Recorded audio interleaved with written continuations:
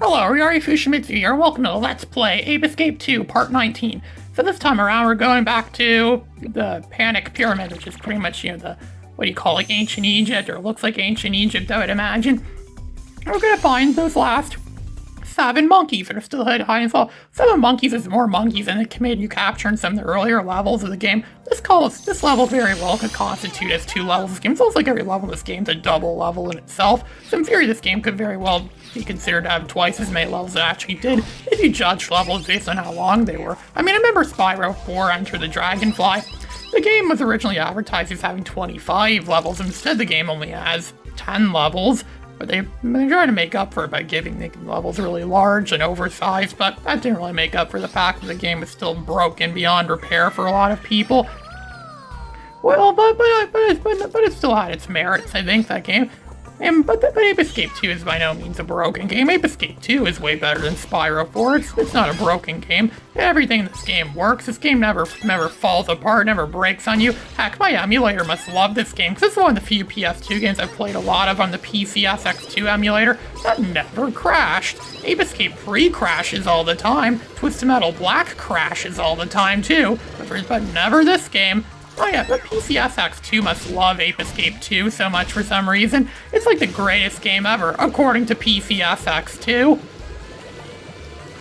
And while this game is very good overall, it's probably not maybe the best game. Probably not, most people say it's not the best game in the series, as I said so many times before, but it's still, a really decent game overall. Maybe PCSX2 knows that it's an underrated game, and it's doing this to encourage me to want to play it more. It's encouraging people like me use emulators, because emulation's the way of the future. Eventually, if you want to play classic games, the only way you'll be able to play classic games is through emulation. It's the way of the future. Maybe PCSX2 knows that it wants the future to be Ape Escape 2. People are going to play and like Ape Escape 2 since it's an underrated game to a lot of people.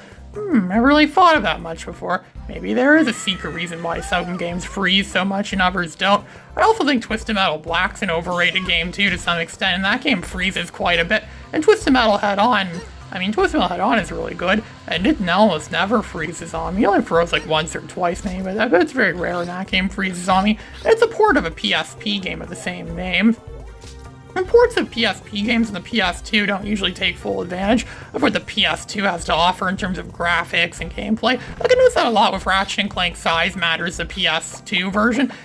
All of the textures are very bland and there's not, and it just seemed kind of lacking too compared to some of the other Ratchet & Clank games. But again, probably because it has something to do with the fact that it's a port of a PSP game. I actually have the PSP version that actually copied on, I have an ISO into the PSP version, which I actually copied onto a memory stick to play on my Raspberry Pi. Despite that, I've still never played it on my Raspberry Pi yet, simply because I just have way too many things to do that aren't video games. I read books a lot of the time, I make these videos, I write and draw, I do all sorts of stuff, so I don't really have time to play a lot of video games much. I don't even play video games every day anymore. I used to play video games pretty much every day when I was a lot younger, but now I don't. I play video games like a few times every week.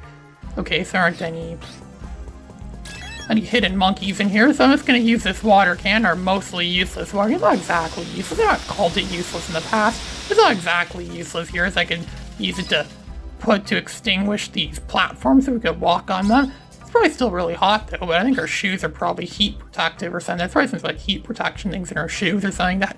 Or it's just Hikaru again being superhuman or whatever. Feeling some sort of, we obviously have to be some kind of superhuman. We could do all the stuff that he does in this game. You don't even die from falling from great heights. You just lose health from falling from great heights. So again, they must have some sort of it must be somewhat more powerful than the character from the first game, surely enough.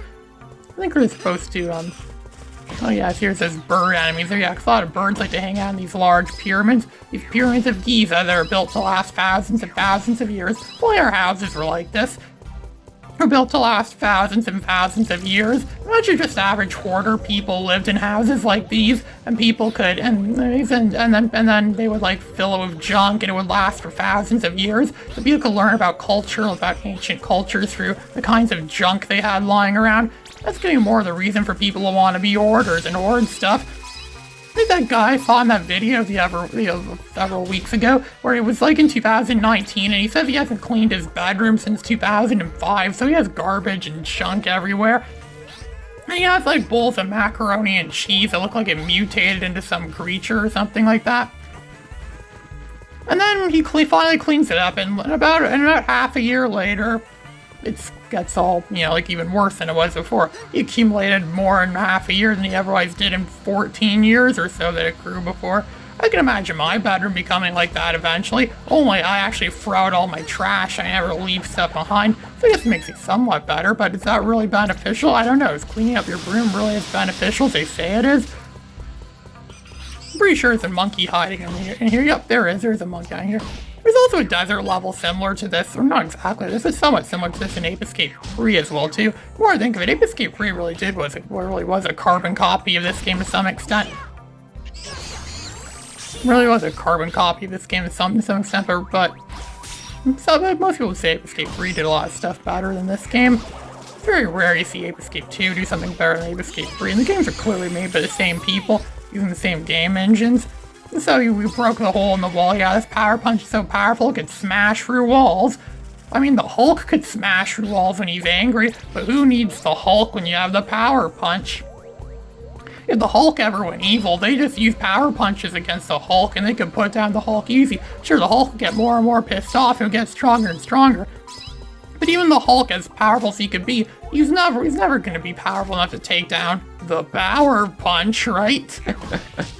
The Hulk can never take down a power punch. Nothing can take down a power punch. Not even Spectre will stand a chance against the power punch. It's gonna go and destroy this stuff. I don't think we need the power punch to destroy these, but it might as well since I don't use the stun club anymore. I like to pretend the stun club doesn't exist anymore. We don't need a stun club now. We have this powerful power punch. It all sounds like a drink, power punch, drink power. It all sounds like something that would be like Powerade or something like that. Power punch. It'd be some sort of fruit punch Powerade thing that gives you a lot of energy or something. Kind of like a sports type drink. I think the sports drinks. I've actually been drinking more sports drinks lately, mostly because I've been getting them for a pretty affordable price from a local store that I go to. It has all kinds of cool stuff that stores don't want. It's mostly rejects from Walmart, and the disturbing thing is, they sell toaster ovens there. Someone bought a toaster oven, returned it to Walmart.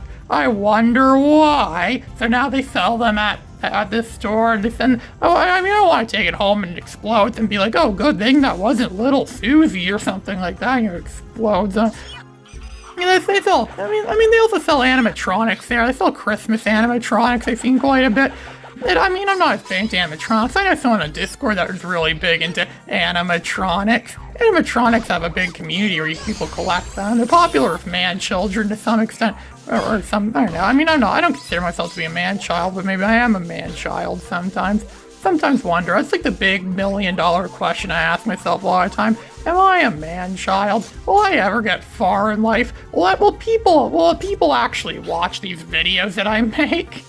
I ask myself that question all the time. Really not very many people watch my videos. Even one friend of mine in real life saw my YouTube channel, and he's like, whoa, how come your videos don't have any views? He actually said that over my videos, my YouTube channel. Yeah, well, I'm still gonna make a lot of videos regardless if they get a lot of hits or not. I don't care about if they make hits. You make videos because it's the right thing to do, but it's entertaining and fun for those people for those very few people that watch them. I don't care if my videos are big hits or not. So I have to decline these tedious platforms or stand here and wait for the tedious platforms to move in position. It's really easy since you have the Skyflyer. I'm pretty sure I had the Skyflyer the first time it came to this level too, so yeah, Skyflyer is something you definitely want to always have with you when you have it. So you see there's a monkey in here, my radar is picking it up. I bet Spider-Man wouldn't need to use a radar like that. He probably just uses Spidey sense to find the monkeys, and he would just use web from his hands or his web shooters, depending on which version of Spider-Man we're watching, and he could just capture them up easy. That actually sounds like another good idea for a crossover Ape Escape with Spider-Man. And so we're running past these boulders that look like they came right out of a Crash Bandicoot game or something like that. So now you need the slingback shooter, or catapult. It's actually called a catapult. That's fine. It's called a catapult. Who thought of that? It's called a slingback shooter in the first game. That's what I've been calling this whole time, when it's really actually just called the catapult. One thing I do is the fact that I've been, haven't really been watching any of the tutorials for this game, because who needs tutorials, right? It's good this game doesn't let you do the tutorials. There's one more monkey left to capture. I know he's not going to be hiding in those monkey sphinxes. Just look to collect as many coins as possible. There's still some stuff I'd like to buy to increase your progress. That's how you get a lot of progress in this game, by buying a lot of crap at that slot machine, or that thing that's like a randomizer thing. Mostly unlock monkey fables, which are really just little stories that are just a bunch of stupid little stories that just, they do increase your progress in the game. Get a lot of concept art. I think I already talked about all this stuff too. I think I mentioned this stuff before, but yeah, there isn't much of a point to that. That's probably why they got rid of that in Ape Escape 3 and replaced it with stuff where you guys downright buy what you want kind of thing, not have to be able to randomize. No one likes randomness in a game like this.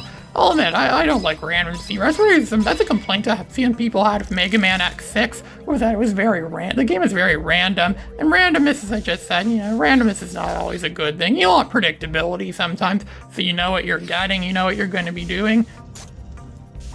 So there still seems to be some monkeys hiding around here, some monkeys that I wasn't able to capture. I probably have to use that L2 view thing. Let me see, I think I might be able to, aha, there it is. Yes, he's the L2 camera that Dr. Phil mentioned and said that he gave us that view, that special view that I could spot monkeys that are hiding behind walls that can only be broken with the power punch. For some reason, our monkey radar can't detect those, but yet this L2 radar can. Yet the L2 radar cannot detect monkeys that are right in front of us.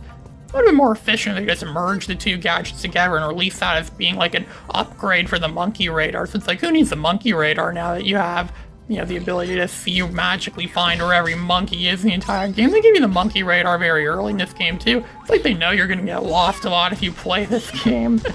I never get lost because I know this game very well. I'm very familiar with this game. I'm good at figuring out where things are. It's not that big of a game once you learn where everything is. So I captured the final monkey, Cleo, and yeah, this level pretty much was like a whole, it's like several levels in one in this level. It's like several in one, yeah. There were so many passageways and things to do and stuff, so we got it all done now. So Ryari Fushimitsu, signing out.